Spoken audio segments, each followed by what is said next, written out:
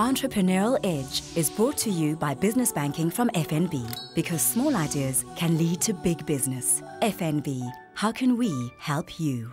I have Ronnie Apteker, the founder of Internet Solutions, the first internet provider on the African continent. So just go back to those early days in the early 90s. How long did it take to do things? It must have taken forever. We had some very long sales cycles in the beginning when people were skeptical and not really insightful about things. Now it's a bit different, and the size of the deals are much bigger. You know, IS is looking after infrastructure across the globe for the big multinationals, the mining companies, the banks, and it's very exciting. And then of course the stakes got higher with things like online banking, which is always such a great example because time is money and everybody understands that. But it applies to retail, healthcare, travel. You know, if the airline reservation systems go down, people don't fly and money is lost. So the internet has become mission critical, and the scope of internet activity, especially at IS and dimension data, is extraordinary. In terms of the cycles, you know, we just used to persist and nag people. And what about competition? You must have seen that grow. We had so much competition.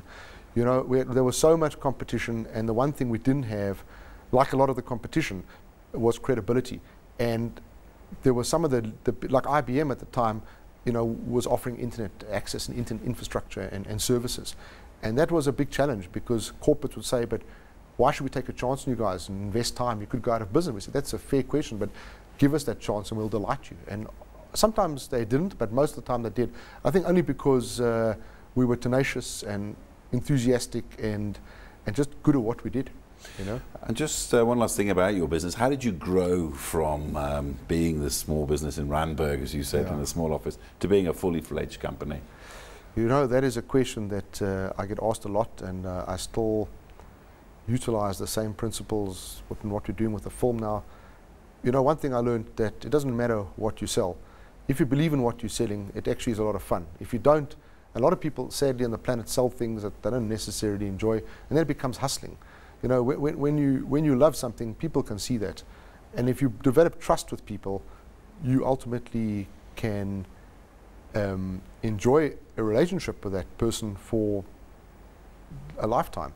And if I look now at my movie endeavors, some of the people, in fact a lot of the people that I did business with at IS, who I looked after internally and particularly externally, are people that are helping us promote and market the film, because we built up so much trust. And I used to go to clients and say, are you happy with the service? Are you happy with me? Are you happy with what we're doing? Are you happy with the price? And if they answered yes everywhere, I'd say, well then, would you be prepared to help us if you're so happy? And it's a bit of a tricky question, you know. And they say, okay, what do you have in mind? I say, well, you've got a Rolodex. If you pick out 3 leads there, Chris and Tom, Dick and Harry, that's 4 leads, and make a call, drop an email and say, I'm sending this guy over, he's a bit crazy, talks very fast, you know, but he's very enthusiastic, he doesn't drop any balls, and him and his partners and his team, they're really good at what they do, and they're fair guys, and they work day and night, and they'll delight you. You know, I said, well, will you do that? And I'd say most of the time people said yes, you know, and happy clients multiply. And we used to dig, you know, for leads. We used to go to people and say, let's dig, let's go through your Rolodex, let's have a look, let's look at your cell phone, let's look at your address book, and say, oh wow, those are great companies, can't you introduce us? And it's probably a bit of chutzpah, but a lot of the time they did, and there was always good results. And let's just move on to your next life as an entrepreneur. Now you've chosen one of the most difficult industries to crack it on the planet, probably, the movie business. What are you trying to do there? You hit the nail on the head. I think it is the most difficult business. A lot of people would say it's not a business, it's a casino. And what we're trying to do there is get credibility. If we get credibility, we can attract more talent. And if we attract more talent, we can grow and make more magic. That's the answer I had to give recently to one of South Africa's most prominent leaders when they said, what do you want as a result? I said, and don't tell me you just want to make money, because that's like an obvious answer, and that's not really what drives a lot of people. You know, you want to make money so you can sustain, but you know, if you only made money and didn't do anything, then what have you really done?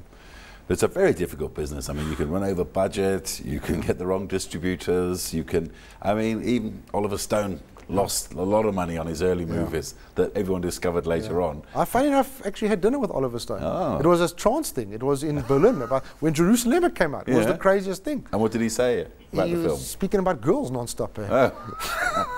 You know, I don't know if he watches the show, but I don't know if he even remembered it, but he kept talking about girls. I was laughing. It was very funny. Okay. But there was a guy who persevered, Yeah. but there was a guy who was driven. I mean, how difficult is it for you coming from an internet business, going into this sort of shark's pit of movie? How are you finding it? Look, it's been a rough road. If anybody thinks I've been getting laid and having parties and doing drugs, I've never done drugs, but there's no partying. I'm not kidding. There's no casting couches and fooling around. It's been hard slog work, and the people that know me well know that when they say if you paid school fees, I must be on a triple professorship right now because I've overpaid on these school fees, and it's been painful, and we don't have credibility after a whole bunch of years and many film projects. We've got some small successes, a lot of painful lessons learned and a lot of losses, but credibility is still something that we're trying to get, and thank God this new film has turned out the way it did, because it's like overwhelming how beautiful and powerful this movie is. Just a little word about this new film. I mean, you say it's set here in It's set in Johannesburg. Fordsburg. Yeah, in Fordsburg. It celebrates Fordsburg like you can't believe. It's a celebration of Indian and Muslim culture in Fordsburg. It's like the Billy Elliot of Fordsburg.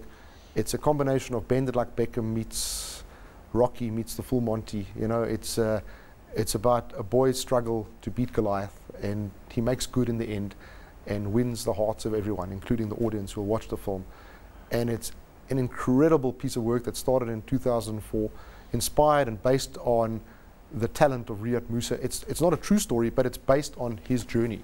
The conflict was embellished and made up, but the story is real, and he's a real person, and you've seen him, and he's wonderful, and he's a great talent, and the cast of actors with him, Joey and Vincent, who came from London, they're just fantastic. And Vincent Ibrahim, who played Mr. Kumar, and the Kumar's number 42, who was born in South Africa. And he's 60 years old. He came to Johannesburg, to Fordsburg, to be in the film, and we were very honored, and he did amazingly, and he's brilliant, and what a nice man. But you just knocked the nail on the head there as an entrepreneur and a businessman. You said it started 8 years ago nearly. No, it started in 2004. Yeah, December, it's been 8 years. And you say to your shareholders, people backing you, listen guys, in 8 years time we're going to have something wonderful. A lot of people might look at each other sideways and say... Well, I was the backer primarily. It only when the film got into production that the bigger money was spent, and then there were, I do have 2 investor partners, but it's a very modest budget, and there's, like IS, there's no extravagances. A lot of what we've done here was based on what we'd learned from IS. A lot of it is based on trust and what I spoke about, happy clients multiplying, people who worked with us in the past and were prepared to take a leap of faith and do things on a modest budget. And a lot of the marketing support, where the real work is going to happen for me personally, is based on relationships that I built up from my days at IS. So what are your hopes for Africa, South Africa, and yourself? Because my hope is that you see the film together with everyone in this room and actually say that that is the most beautiful and touching and like lovely film you've ever seen. That it just speaks to your heart. Because if it does that, you look like a normal guy who likes movies. Like it looks like you have a romantic soul.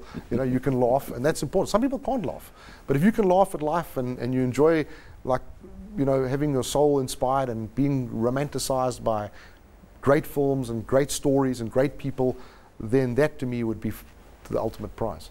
So you think there's a real industry here, like a Hollywood? I think there's a Leon Schuster industry. I think the film industry is dominated by Anand Singh's work. He's the only person in South Africa that understands the business of films. Making films and selling films are very different things. Like making the show and selling, you know, advertising and getting ratings, and the business of the show is different to the making of the show. They're equally, you know, challenging, but the business of buying and selling movies is where the sharks are. The business of making the film is the cameras, the lights, it's the more fun stuff. You know, spending money is a lot easier than making money. So selling the film is a challenge, and Anand Singh is our partner on the film, and we're very thrilled about it. And it's an Indian film. There's a massive Indian population. If the film gets released in the UK and India, we'll be doing cartwheels in the street. Me, Riyad, Anand, all of us. You know, so we're very excited about it. And you think this can actually set a standard for future South African films, you're saying? That's another good question. I think it has the potential to do that. it would be arrogant to say that it will do that. I'm not an arrogant guy. At the moment, I'm hardly sleeping. If it looks like I'm tired, it's because we're not sleeping. We are literally running around. Besides finishing the film, which we finish next week, Friday, we're literally running around trying to drum up support, and it's not easy. When you say, please help us publicize or promote this film, there's, like I said to you earlier, there's a mistrust in the South African public when it comes to local arts, especially cinema. There's been so many films that haven't delivered, including some that I've been involved with, which we didn't, that wasn't our intention. But every time a film doesn't deliver, it builds mistrust. So to convince people to buy tickets is difficult. And just finally, very briefly, how do you want to be remembered? As the man who brought internet to Africa, or as a film mogul? Well, because it's hard to talk about oneself. I'm not an egotistical guy. I'd like to be remembered as someone that worked hard and put his money where his mouth is, you know. Well, that's an entrepreneur definition, if ever there was one. Ronnie Apteker, thank you very much. No, thank you. It's very flattering for having me. Thank you very much. Would-be movie mogul, thanks for your time. That's the end of this episode of the Entrepreneurial Edge. Make sure you tune in next week when we take another look at a case study of a successful entrepreneur. Until then, from myself, Chris Bishop, it's goodbye.